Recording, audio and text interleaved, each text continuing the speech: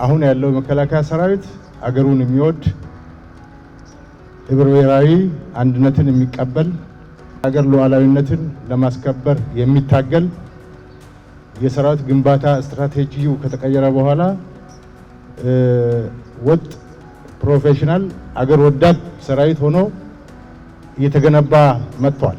ሰራዊቱን እናዘምነው በሚለው እሳቤ መሰረት በጣም የተለየ በጀት ተመድቦልን ሳይሆን ያለንን በጀት በማብቃቃት በመቆጠብ እንዳይባክን በማድረግ ከኮሚሽን ነፃ በማድረግ ፕሮጀክት ከማጓተት ነፃ በማድረግ በጣም በርካታ ስራዎች ሰርተናል።